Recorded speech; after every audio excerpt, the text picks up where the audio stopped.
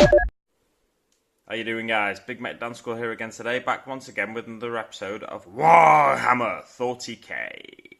So, in today's episode, I'm just going to show you where I'm up to with my Gorkanaut Morkanaut Stompa.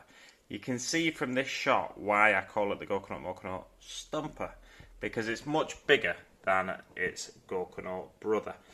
This is something I bought off eBay, this Gorkanaut, a little while back, and it's got a custom force field on now. That's not an option on the Gorkanaut, so I'll be ripping that off and using it on this, because this, handily, I've magnetised the arms on it, so I can pull that arm off and I can replace it with a custom Mega Blaster.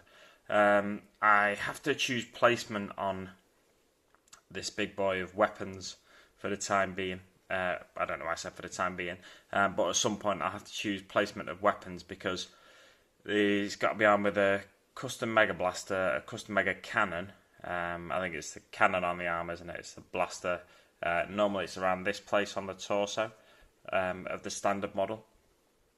But I think what I was thinking of doing with the blaster was just putting it on this knob that's sticking out the top of it. Should be alright, I think. And then he's got big shooters on his arms here, rockets on top there, so I've got to incorporate them somewhere. I can easily do it on the arms there. That's the reason I put the Kinder Egg shell in there, or on there rather. I could even just put it over the top of a weapon on this arm if I wanted to. It doesn't really matter where you place them on the model now, because since 8th edition came out, it doesn't matter. The facing of the weapon doesn't matter. You can shoot in any direction you want with any weapon you want. So that's where I'm up to with the Gorkanaut Morkanaut Stompa. I just wanted to give you a side-by-side shot to remind you the difference in size, really. It's a fair old bit of distance. This guy's bigger than things like an Imperial Knight. I do have some of them, but I cannot be bothered to go and get it to you. So I can show it you next to it. But that's basically the purpose of this. The legs are now on with Araldite, so I was going to say they're a lot more sturdy. I need to attach that bottom leg properly to the top part of the leg there.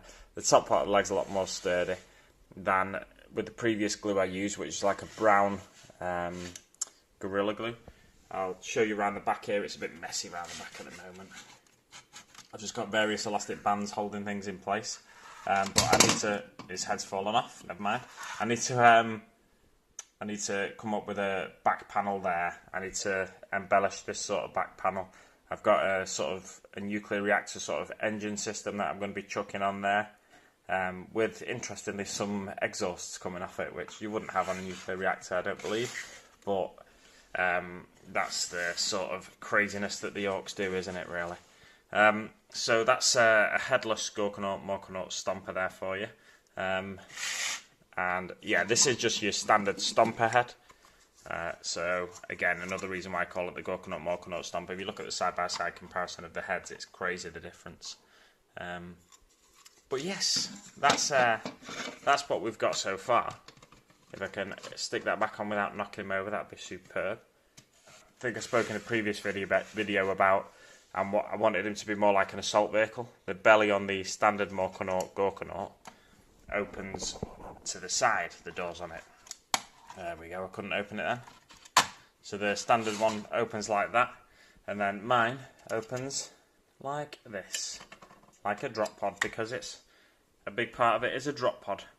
And then you can see right through to the back there, and that there's nothing behind. There's a screw coming right up through there. That's how I've attached him to the base.